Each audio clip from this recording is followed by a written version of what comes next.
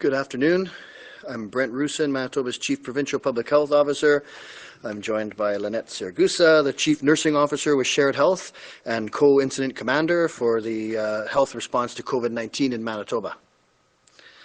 Today we're providing information about Manitoba's COVID-19 response to date and information about some of the models that we've developed to determine the possible effects of COVID-19 here.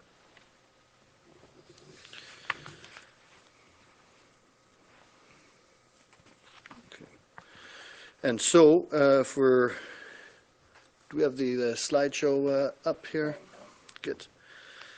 Okay, so we can see the case numbers here. So as, this morning we've conducted 24,304 lab tests. There's been 273 positive cases, with 213 listed as recovered, with 54 active cases. At this time, there are 5 Manitobans in hospital with no one currently in intensive care.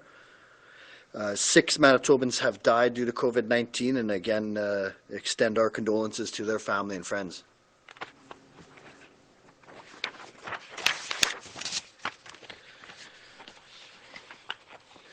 So this is a epidemiologic curve of COVID-19 to date in Manitoba. And as you can see, there was a significant increase in cases at the end of March and early April. However, recently, in the last, especially in the last 2 weeks, we've been seeing a much slower increase in cases. We've averaged under 2 per day in the last 2 weeks.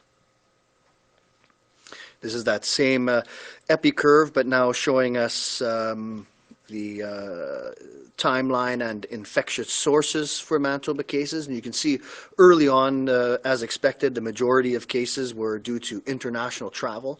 But as travel restrictions were put in, and as more cases were introduced into Manitoba, you can see that we saw some more community-based transmission and transmission due to contact with known cases.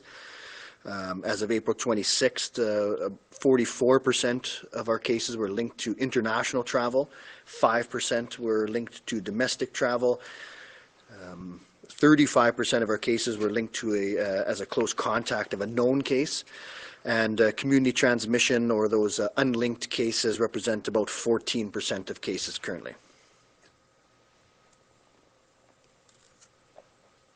So this graph depicts the current status of cases in Manitoba.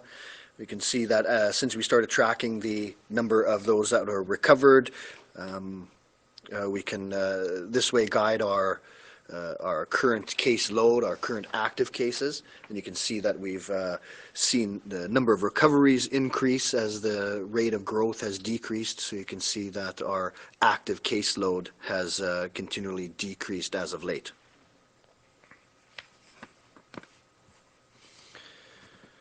There's a number of health interventions that were taken as soon as possible to ensure our healthcare system had the capacity to address the epidemic. As soon as it became clear that person-to-person transmission was taking place, we made the novel coronavirus a reportable illness in Manitoba. We took steps along the way to strengthen our responses. These include suspending classes in Manitoba K-12. And closing licensed daycare centers. We declared a provincial state of emergency on March 20th. We issued advice to reduce international and domestic travel.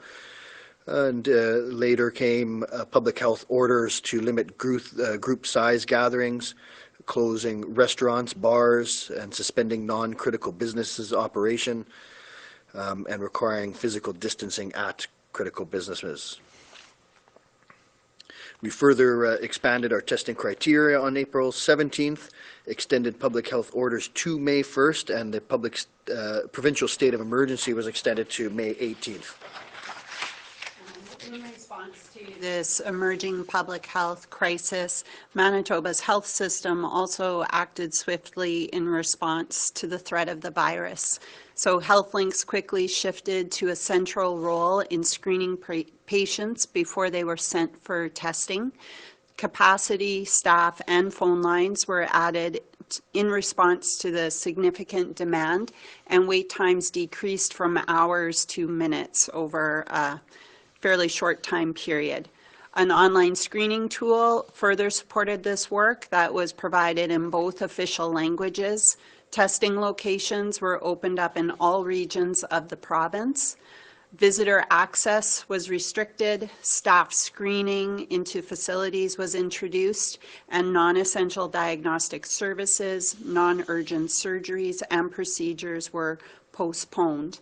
At the same time, alternative isolation accommodations have been established both in hotels and for the shelter population, with a model that is quickly able to be spanned throughout the province as the demand requires. If we look at the comparative speed of public health response, Manitoba reported its first case of COVID-19 on March 20th. It was on that day that we began recommending physical distancing strategies.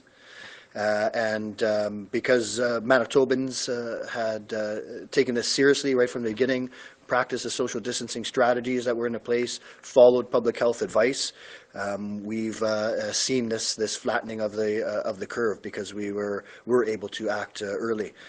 So again, thankful to Manitobans for their hard work, their sacrifices to keep our numbers relatively low, and it's put us in the position now to be able to look to start slowly loosening some of these restrictions. We've mentioned many times flattening of the curve, and this is a graph that really demonstrates that. You can see that with little or no public health interventions, we would get a very high peak of cases very rapidly, and that would overwhelm our health system capacity. And so that would lead to excessive morbidity and mortality. As we try to flatten the curve, all of these public health interventions that we mentioned are to decrease that peak, to spread that peak out over time, to maintain our health capacity, to be able to still serve Manitobans, to protect Manitobans, especially those that are vulnerable. In doing that, as we flatten the curve, we do extend it. You can see that the length of the pandemic is extended, but having these fewer cases but spread out over a long period of time, we're able to address the health needs and decrease the impact of the virus on Manitobans. We looked at some projected numbers of cases with minimal health, public health measures. And again, this is important to note that our models here, this projection is based on minimal public health interventions. We didn't create one that had no public health interventions because it would be just not realistic to do that. We'd always have some sort of public health intervention. So this is minimal public health intervention. That shaded area there represents the range of possible cases. And then the line represents what we would expect in cases. And so certainly the measures that we implemented were much stronger than what we would say as minimal public health interventions. All those interventions that we talked about with the social distancing, the orders, the travel restrictions is what put us in the position we're at today. So under the routine measures, our modeling would suggest that Manitoba would have had 933 cases by April 25th. If that trend had continued, there would have been more than 2,000 cases by mid-May. So currently, at April 25th, we had 267 cases due to Manitobans' adherence to our recommendations. We compare Manitoba to other countries, and you can see that our trajectory took a much different turn than many other countries. We were able to avoid the long, sharp increase in cases, and you can see that our graph as of late has been relatively flat, and so we were able to keep our demands within our healthcare system capacity. You can look to other provinces as well, and you can see that comparison stays true in many of the other provinces. We've started on a very similar trajectory, but we've been able to keep a relatively flat curve over the last number of weeks. So Manitoba testing, certainly this was a critical component of our strategy, and it's going to be a critical component of our strategy going forward. And we've had quite a bit of success in implementing testing here in Manitoba. So this depicts how one accesses their testing through the locations that have been operationalized and staffed throughout the province. So each regional health authority supported the creation of these screening locations, Health Links, and our central contact tracing center. So these locations are staffed by more than 300 volunteers, including residents and former nurses, as well as our own employees. There are many locations that have now transferred over to a drive-through location. And 2 sites in Winnipeg have been established that serve not just testing, but assessment for patients who are COVID positive or have similar symptoms, respiratory symptoms, to have their healthcare concerns addressed. So in addition to the great work at those testing sites, we were able to increase our testing capacity over time due to the ingenuity and expertise of our folks at CADM Provincial Lab. And so they've really stepped up for Manitobans, and I've thanked them a number of times at our conferences, but can't thank them enough for their hard work and dedication to the health of Manitobans. So CADM Provincial Lab is able to perform right now roughly 1,000 tests per day. And as you've heard, with a partnership with Dynacare, we're going to ramp up an additional 2,000 tests per day before the end of summer.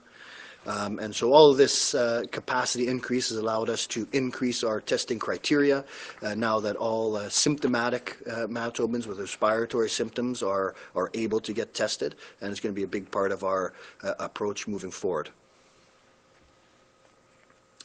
Here's a test here comparing tests per 1 million of residents compared to other jurisdictions in Canada. You can see that Manitoba is about mid-road in that metric. You can see that there's been some jurisdictions with less testing than us as well, but we're about mid-road. One of the most important metrics that we've been following is the test positivity rates. And you can see that Manitoba's rate overall has been about 1.15%. So very low test positivity rate, which really indicates that our testing numbers are adequate. We're not seeing that increase over time. And this is going to be an important metric that we're going to be measuring going forward as we move to loosen some of our public health restrictions.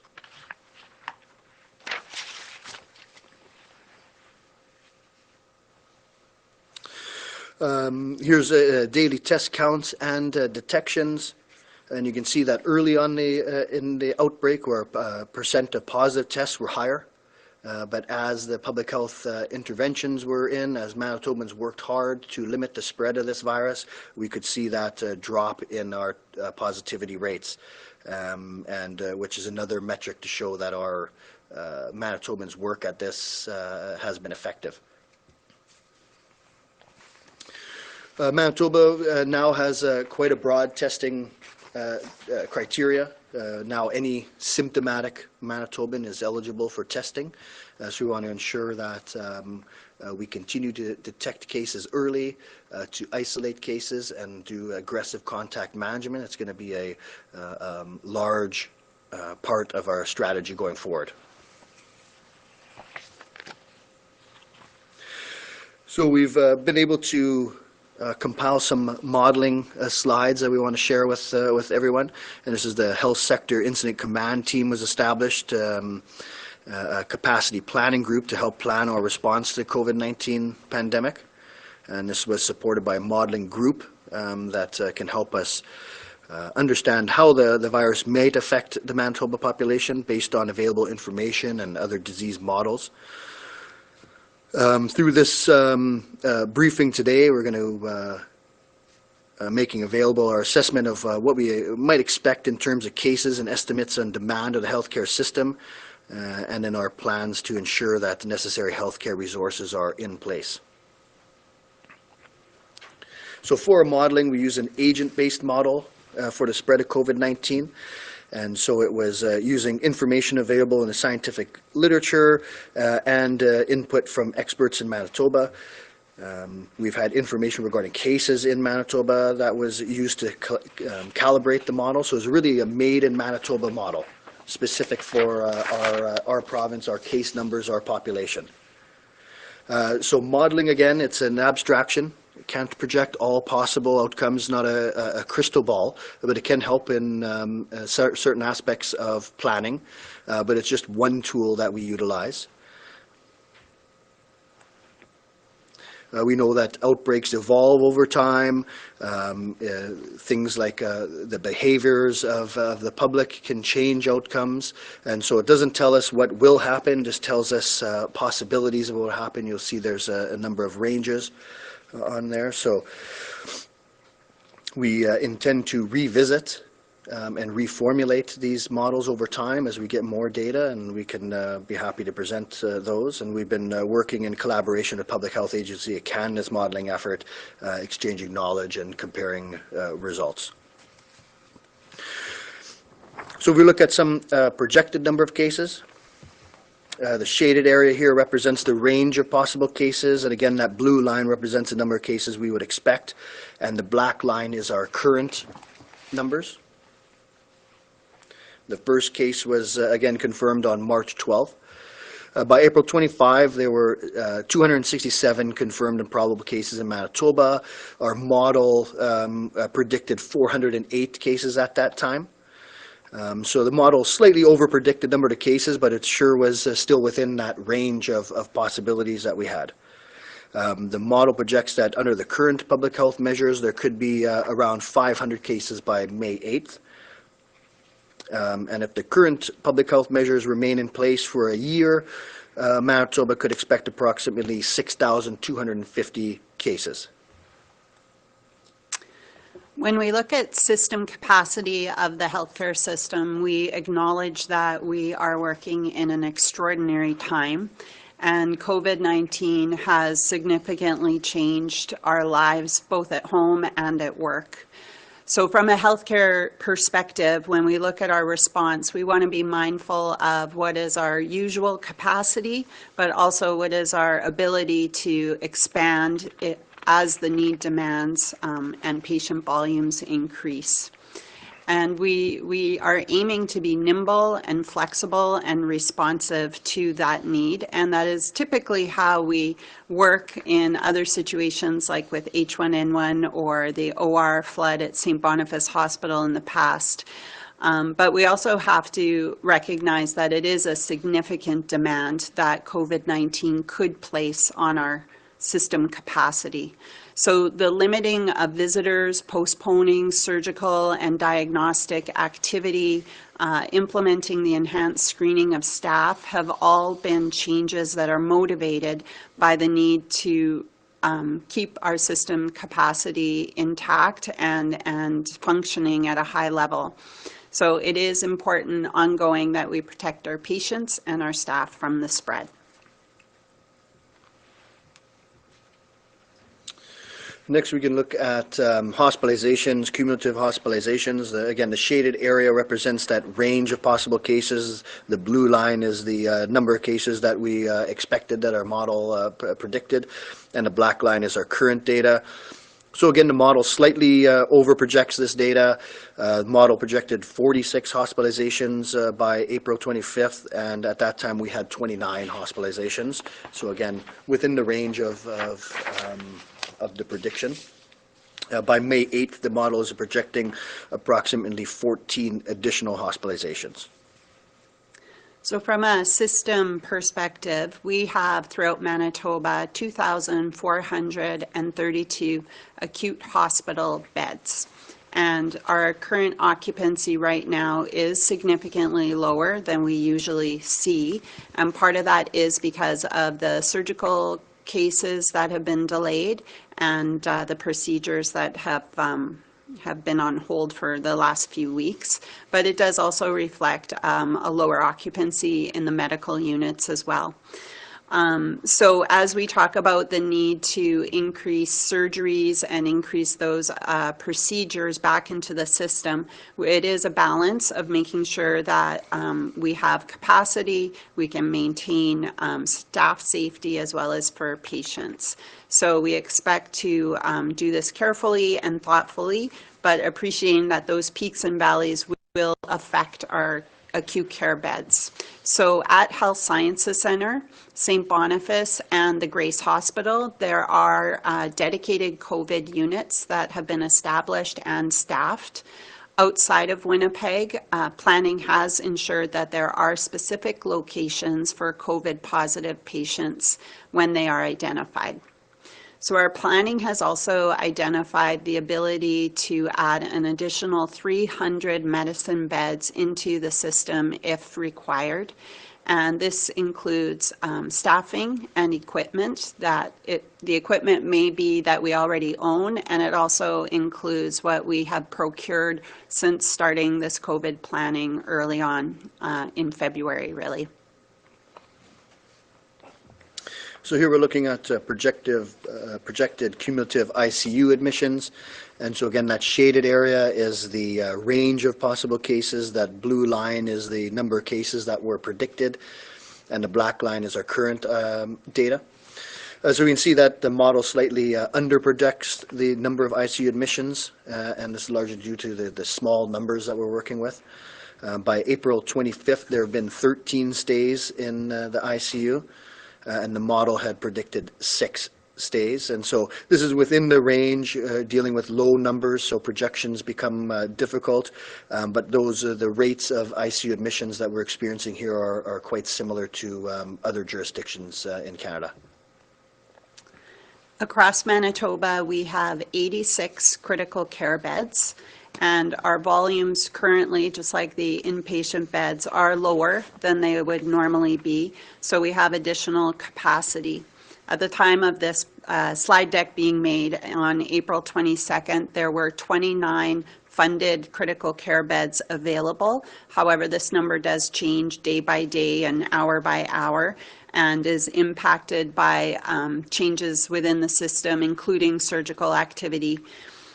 It's also important to note that these 86 critical care beds do not include the special care units that are throughout the province, step-down units, pediatric or neonatal intensive care units. So it's just adult critical care.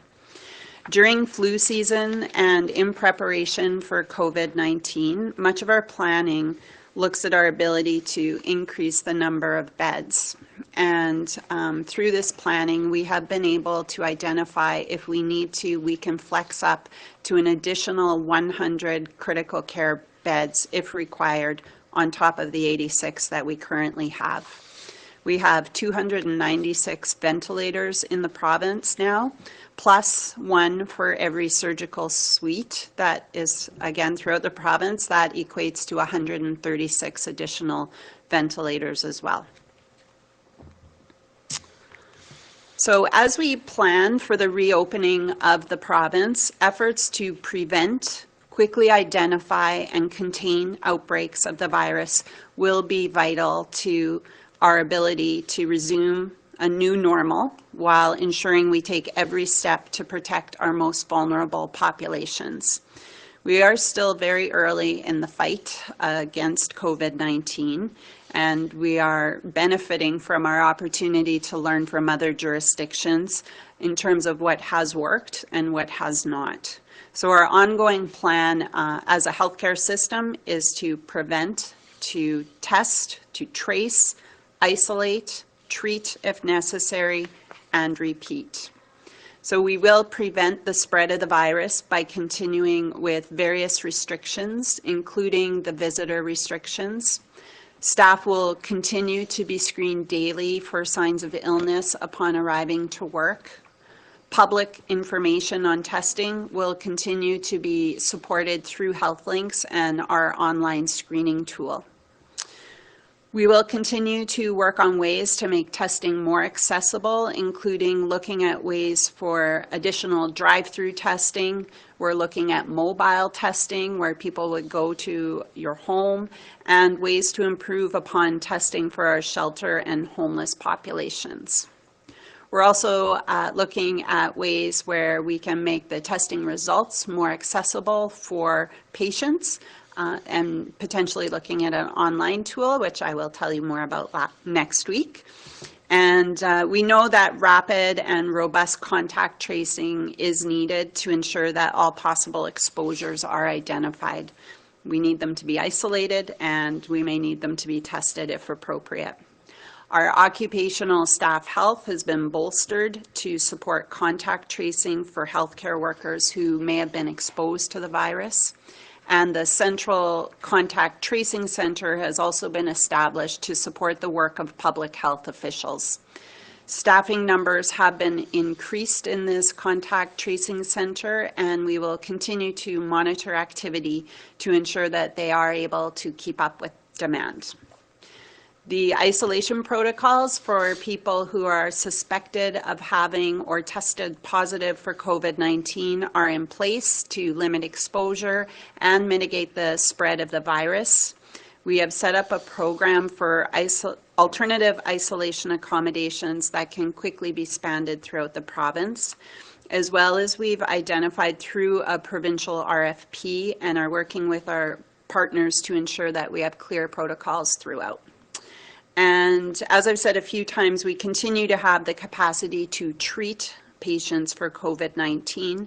We also have the ability to significantly expand the health system's capacity if needed, with 100 more critical care beds, 300 more medicine beds, as well as alternative hospital sites as a contingency if we need that.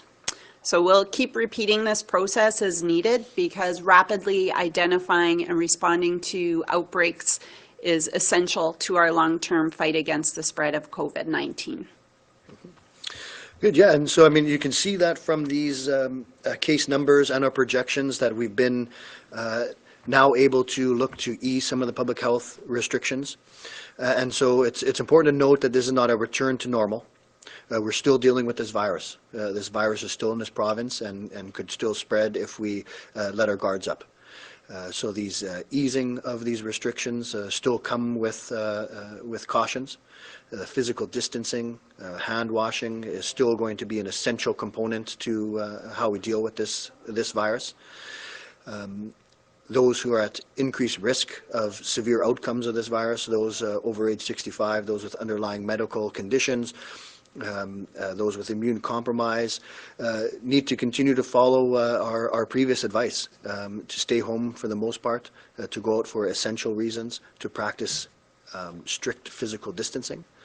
But as Manitobans have all stepped up and kept our numbers down, now we can loosen some of these restrictions. Again, it's not a return to normal. It's a loosening of the restrictions. We're going to do very gradually, and very close watch of our numbers, very close watch of things such as case numbers, such as our lab test positivity rates. And if our numbers continue to look good, then we will continue to loosen these restrictions as appropriate. So again, thank you to Manitobans for stepping up.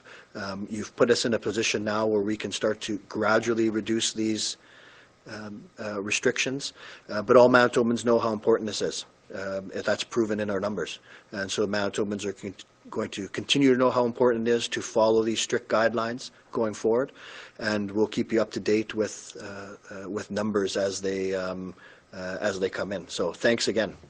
Thank you. Thank you. A reminder to our reporters online, you will have one preliminary question and one follow-up question. Up first this afternoon from CJOB, Diana. Good afternoon, Diana from 680 CJOB. Dr. Roussin, in the reopening plan, it states that travel restrictions may be relaxed in sort of the second phase and the further phases. What would that depend on? I imagine there would be some circumstances out of our control, for example, the situation in other provinces. But what would that entail? Would that be something like maybe no 14-day self-isolation after traveling from another province? Could travel restrictions be relaxed sort of in waves, as obviously the overall plan is coming? Yeah, so nothing, nothing's off the table right now, and it's going to really depend on what we see in our jurisdiction and in other jurisdictions. But we definitely wanted to let Manitobans know that this is going to be a phased approach. That they've been living with a number of restrictions for many weeks now. But because of the numbers, we're able to loosen some of those. And if the numbers continue to cooperate, then we are going to continue to loosen them as appropriate. So those type of restrictions, could be altered, but it's going to really depend on what we see. We're going to have a close observation on this. And we're going to ensure that the only restrictions that we have in place are those that are essential to protecting the health of Manitobans. Okay, and then as a follow-up, as far as hair salons opening up as soon as Monday, it sounds like that could look like homemade masks for the stylist and the person in the chair with limited capacity in the salon. What exactly is this going to look like in terms of PPE? And while I know many people are really looking forward to getting their hair done, how safe is it to go and get your hair cut or get your hair colored at this point? Yeah, so this is we have the multi-step approaches to this to ensure that people can stay safe, right? So and it's always back to those basics. If you're ill, stay home. So if you're ill, you shouldn't be working, and if you're ill, you shouldn't be going to get your hair cut. So these are these fundamental things. So we're going to need to continue to rely on Manitobans to adhere to that. Frequent hand washing, social distancing within the salon between other patrons, and then hand hygiene within the shop, and certainly physical distancing can't be maintained when the service is provided, but certainly there's a number of precautions that can be put there. So non-medical masks certainly are an option, and people can certainly use that, but again, knowing that it doesn't protect you, it protects the people around you, and it's not a substitute for those very basic approaches. And going forward, one of those biggest ones is we're going to really rely on Manitobans to stay home when you're ill, even mild symptoms. Stay home, really ideally 14 days, and we'll really continue to decrease the impact of this virus. From the Winnipeg Sun, Scott. Hi, Scott Dillon from Winnipeg Sun here. There wasn't any modeling done on severe outcomes such as death. At least none were released today. Is that coming, or why wasn't that released? Well, when we look at something like deaths, we're looking at relatively low numbers. So you could see with the ICU admissions, even there, we're looking at quite low numbers. So modeling becomes quite difficult. You're going to get a very large range, which makes it really not all that useful. So we modeled the cases and the hospitalization rates. The ICU, again, with those relatively low rates, gave us a large range, and we would have seen the same with deaths. So it's not all that useful of a projection. And my follow-up is, given all the modeling that was released today, is there any in place that would, given the reopening next week, that would suggest what case numbers could rise to, given that the reopening strategy that's coming? Those are the type of models that we're running currently. We're going to try to adjust the agent-based the formula on there to try to factor in some of the easings of the restrictions, and so those are things that we're going to adjust and revisit and share again as time goes on. From CBC Radio Canada, Laisa. Laisa Pamo, CBC Radio Canada. Dr. Roussin, I just want to have this clear. In the plans, one of reopening announcing this morning by the Premier is do we see like shopping malls in the phase one of reopening? Right. So retail is going to be open. And again, make it clear that these are a relaxation of our public health restrictions, certainly not a directive. So any individual place of business is going to decide on their own whether it's they can meet our guidelines and whether it's safe to operate. And so with that, if malls open, they're going to need to comply with the strict physical distancing measures. So there's strict area measures, there's 50% capacity measures. So those are what's going to have to be followed. For my follow-up, let's say are beaches considered as outdoor recreation? If yes, do we have any plans to make sure that people will be respecting social distancing when they will go to the beach? Yeah, so we don't have beaches included as of yet. We think it'll be a little bit of time before we need to address that, but it would be like anything else. We have the ability to enforce things, but we think Manitobans got the message. Our numbers are really showing that Manitobans have listened to advice. They're listening to this. They know how important this is. And so for the most part, Manitobans are aware of that. Those physical distancing requirements, minimize contact in larger group settings. And if necessary, then we do have the ability to enforce those. From CBC Manitoba, Bart. Dr. Roussin, Bart McKeevis here. Your presentation says Manitobans can expect 6,250 cases if current measures are in place for a year. I think you owe it to Manitobans to give us a number of how many cases we can expect for a year and state when that year ends with the reopening that starts on Monday. Yeah, so these numbers here, when you model that far in the future, they're not all that valuable numbers. So we can look at that, but again, we're going to be changing our public health measures based on what we see. So it's hard to predict what things would look like in a year. We could be looking at a pharmaceutical intervention by that time as well. So it's really tough, Bartley, to give a year-out prediction. So we had this model just because we had it in place. But it's really tough to know when and how we'd be lifting or restricting further public health orders. So it's a real tough question, Bartley, to give you a good answer for. Okay. Well, you've said previously that this is going to be a careful plan. This is a very broad plan announced by the Premier this morning. How many more cases and how many deaths are going to be enough for you to put restrictions back in place over the next few weeks? Yeah, well, we have a number of metrics, and a lot of them revolve around what I've mentioned before is the, say, visits to the ER, the positive test rate. Is an important early indicator that we use, and then certainly various hospitalizations and ICU. So this is going to be careful. It's going to be cautious, and we have the ability to roll this back as soon as we get a sense that things are turning back. But with the amount of it's a broad reopening. There's a lot of things that are able to reopen, but within that reopening, it's very restrictive.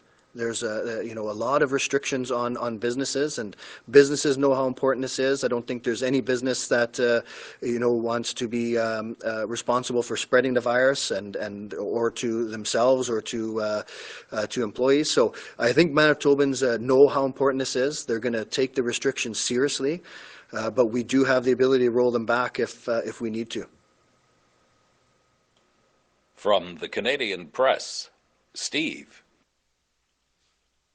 Steve Lambert from the Canadian Press. Dr. Roussin, I take it from your previous answers that the modeling numbers you've given us are sort of out of date as of Monday, given that the measures are being loosened a little bit. When you talk about 6,200 plus cases, can you tell us what you're looking at in terms of the number of cases at any one time and whether that exceeds the capacity of the healthcare system? Yeah, and again, the running a model for a year out is you're not going to get a very accurate projection. So certainly for things like hospital capacity, that hospital capacity could change within that year. And so it's we don't have that for a year out. So we just calculated our current number just to give that one long term, just a sense of what it could look like. But models going out a year, they're inherently unreliable, and so no one could really give you an accurate answer to that question. Okay, I'll try this another way and rephrase it. If you're talking about 6,250 cases under the measures that are in place up until next Monday, what does that mean in terms of the drain on the healthcare system? I mean, a layperson will look at these numbers and say, well, we've got, a few hundred now, and all of a sudden we're looking at 6,000 plus cases. Does that not overwhelm the healthcare system? Well, I mean, it will depend on the on the speed at which those cases come, and so, like I say, we don't have a accurate model on that, but just those number of cases over a year, with given our current hospitalization rates and the current trajectory, then it's likely no. If we stayed at our current public health measures, we're looking at those cases coming on at the same rate, but over a year's time. So those type of figures would not be looking to overwhelm our capacity. From CTV Winnipeg, Michelle. Michelle Gerwin from CTV Winnipeg. Dr. Roussin, I'm wondering if you could give us a specific test positive rate that you would need to see to start bringing back the tighter restrictions.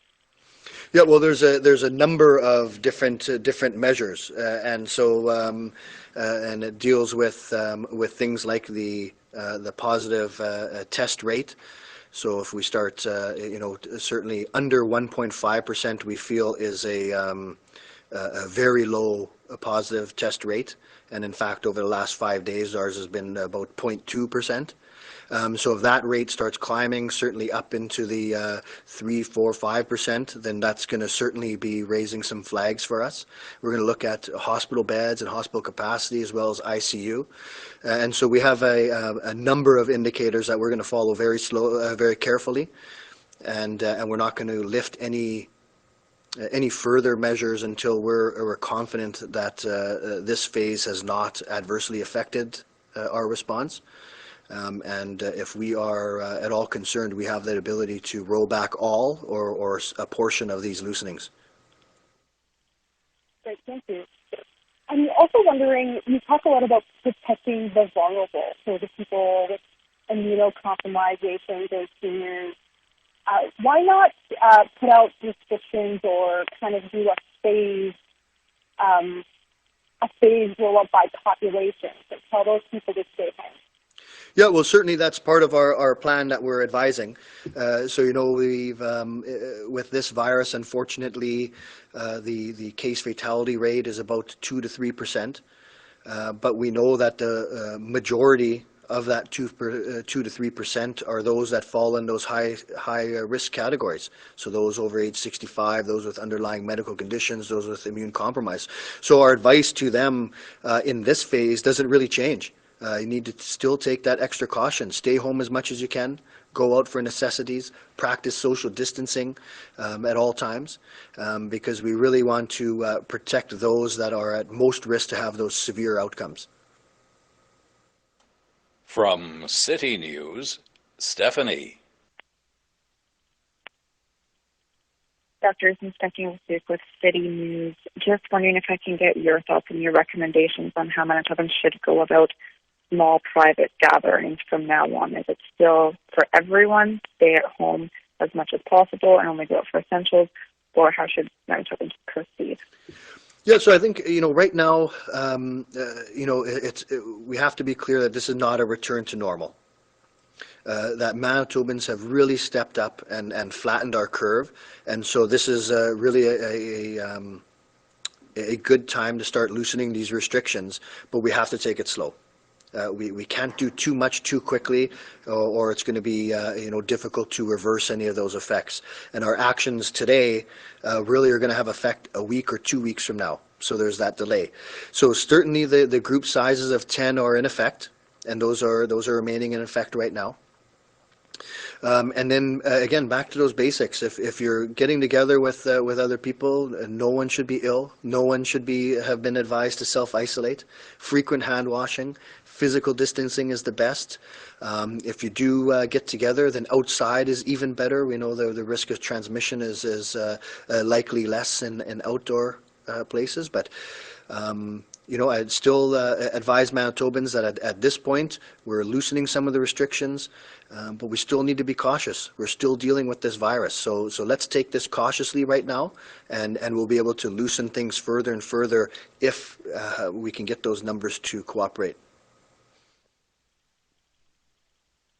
Thanks. And if measures are changing in Manitoba Monday, why not release projections under the new measures and what the new measures might mean for our numbers instead of under the old measures, which will be ending by Monday, and the projections only seem to go until May 23rd, if I'm not mistaken. Why not release any projections beyond that? Yeah, so as far as the time frame, the issue with that is, projections a year from now, projections 3 months from now are rarely accurate. So we wanted to release projections that we felt were fairly stable, that we could give a meaningful number. But the longer you model ahead, the less meaningful they become. So we provided these numbers here for you. As far as modeling going forward, we are still looking at making our models predict different levels of public health interventions.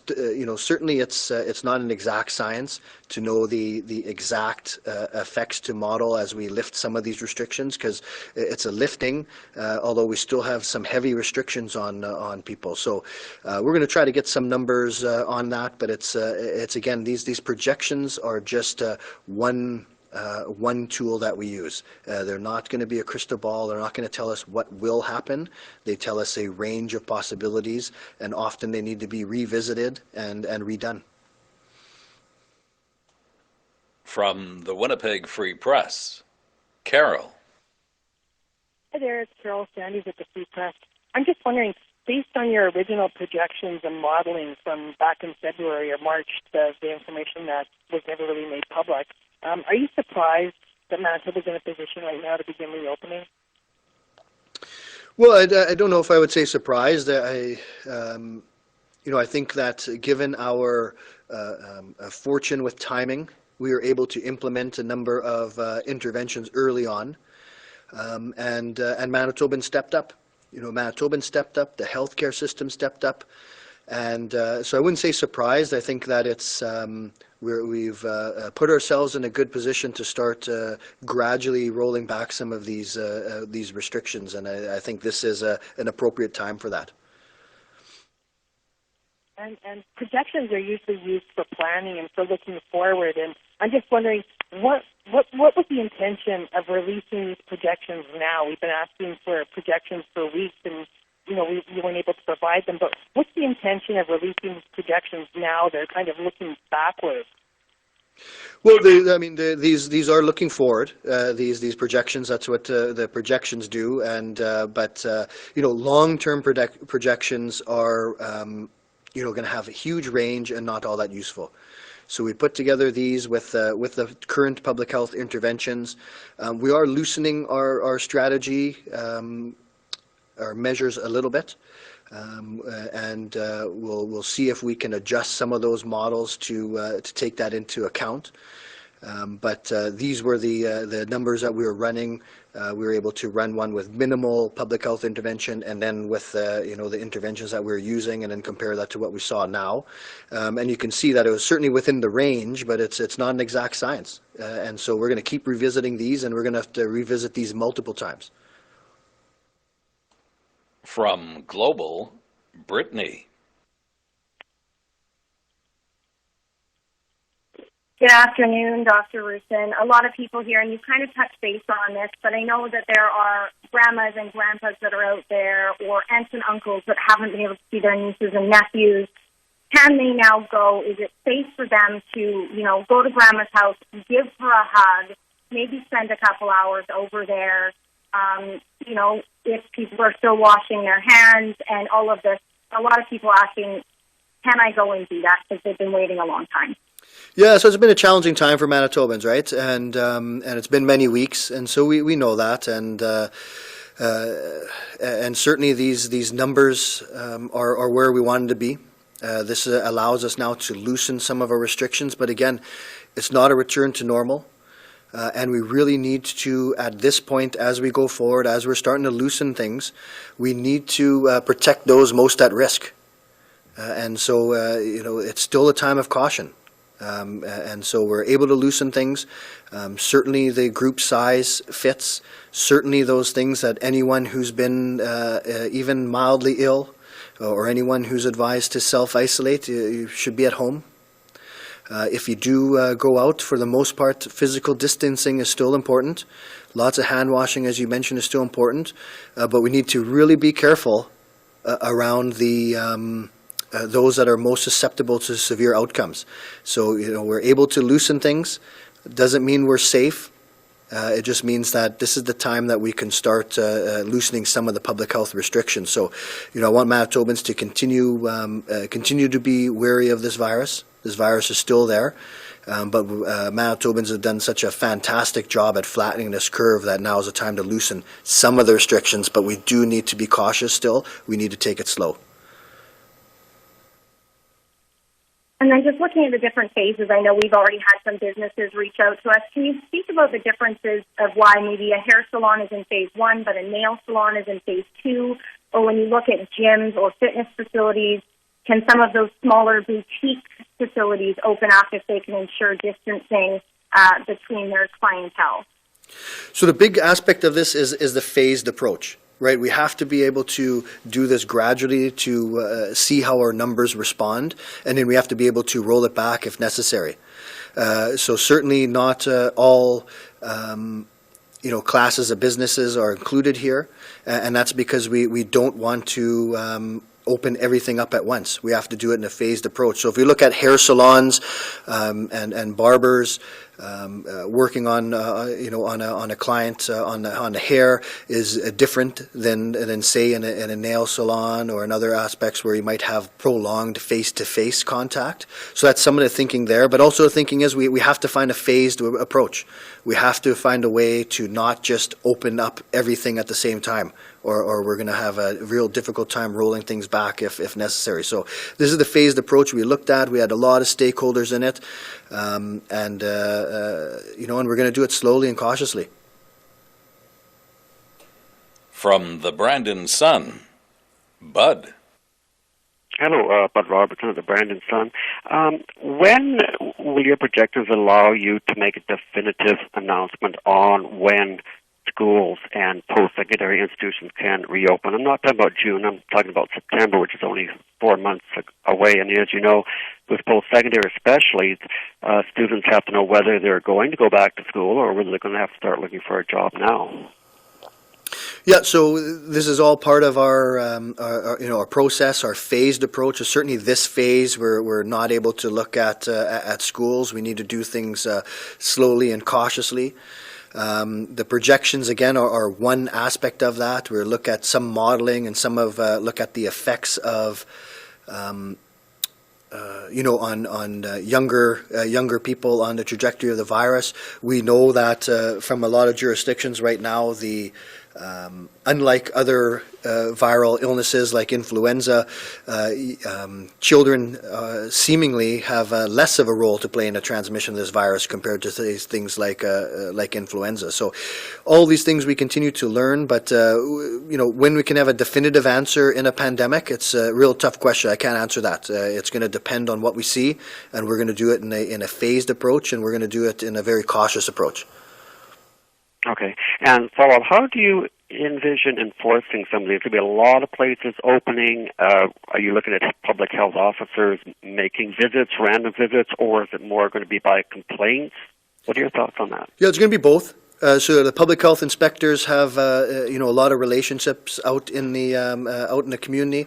They can, most of the things when we talk about enforcement, most enforcement they do is just education. Most of it is questions or follow-up, and people comply. So rarely do they need to write tickets or have any enforcement with that, and we expect that trend to stay. We've had a lot of engagement with the business community and their councils, and everyone knows how important this is. So it's not only about whether they can get a ticket or not. Everyone knows that they don't want to be responsible for spreading the virus. They want to protect themselves. They want to protect Manitobans. So certainly enforcement has to be an aspect of it, and it is.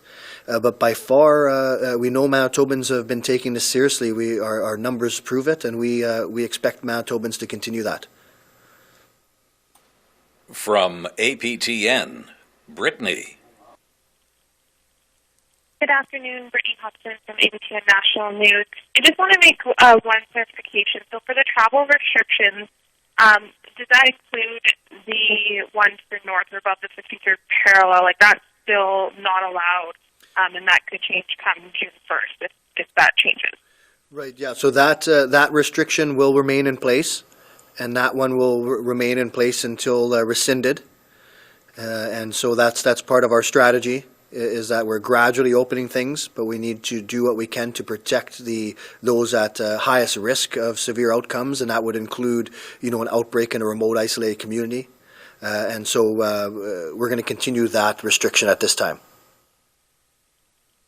And my follow-up is, I guess how do you monitor that? How do you ensure that's happening? I haven't in the past heard at least what the province is doing, aside from maybe just kind of abiding by that or people choosing to abide by that rule. But how do you ensure that people are not coming to and from? And especially with loosening some of these restrictions, people might, want to move ahead with that or come down to the cells if they need to. So how are you ensuring that people are following these restrictions? Yeah, and and so again, it's like the other sort of orders that we have in place, is that most people follow advice, and so Manitobans have shown that they are. We see that in our numbers, and so we expect Manitobans to continue to do that. There are enforcement options. There could be things such as checkpoints if necessary. Could be a complaint-based process as well, but for the most part, Manitobans have stepped up. And we continue to expect that. From the Flin Flon Reminder, Cassidy. Hi, this is Cassidy from the Reminder. I guess kind of a follow-up on that. We're seeing the campgrounds get opened across the province. Is there going to be any checks for those campgrounds to prevent people from below the 53rd parallel from booking and traveling up to here? Yeah, it's a good thought, and we should, as we do that, as certainly the campgrounds are the one of the things that we're easing up on, certainly with certain restrictions, and that should be a restriction as well, because that travel restriction will be in place. So we'll look at that and make sure that that's not occurring, because as we move forward, those travel restrictions are certainly going to be in place for the foreseeable future. And on modeling, when you do your modeling, and with the modeling that you released, is there anything that in this model that can tell you about the impacts on a certain region? Well, we could set up a model that way, but certainly these models are based on Manitoba's population, and so that's the benefit of, say, what we call this agent-based population. We can plug in, Manitoba-specific demographics and criteria, rather than just extrapolating from another jurisdiction. So this is all of Manitoba, but it takes in a lot of the demographics, what we see in Manitoba here. From CHTM, Navi. Good afternoon, Navi Ball with CHTM.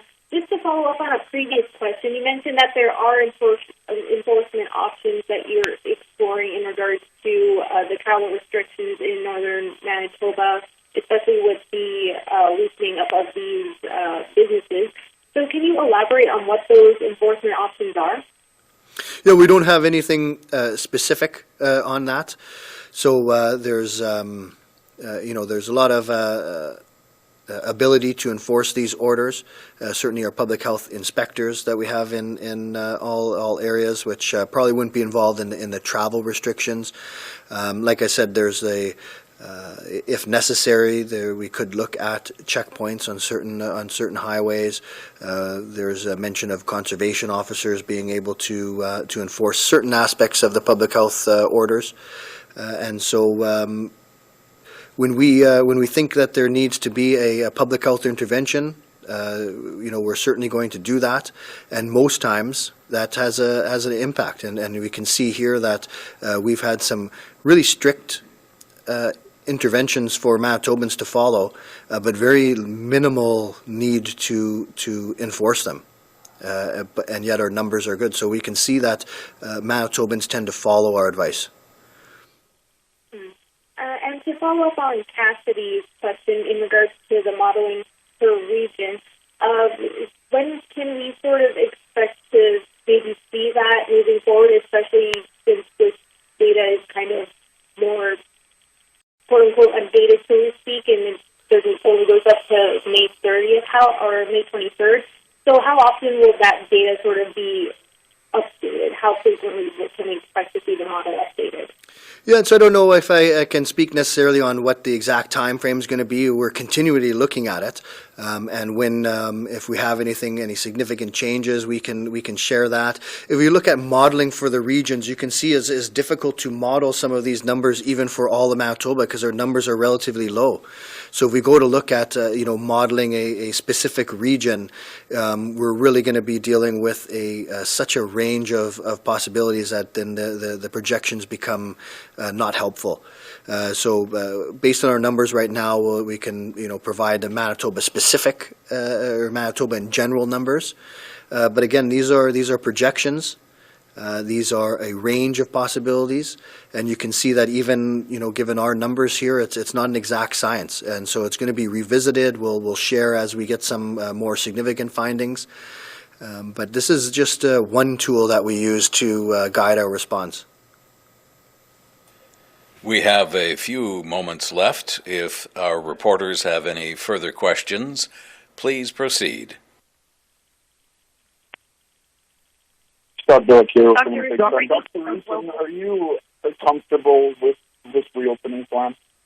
Yes, public health has been involved right from the beginning of the planning, and this is as we started seeing the numbers start to level off. We looked at our our options on what type of things we could implement. We have guidelines at the national level. We work at the Special Advisory Committee, and so there's a number of factors that come from there. And then certainly it's a Manitoba-specific guide.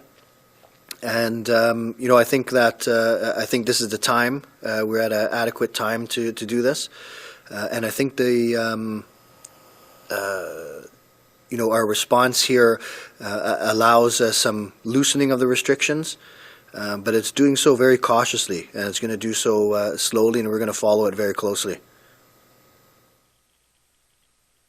Dr. Roussin, Brittany from Global. I'm wondering why the decision was made to release these limited projections today on the same day as the reopening plan when this was something that's been talked about for weeks. Yeah, and this is when we had these ready, and as we had these finalized over the last number of days, then we decided that we would share this now to help support why we feel it's safe to start loosening some of these restrictions. So that was a major reason. Is we really wanted to show where we are, where we could have been. And why we're using our data now to support loosening some of these restrictions.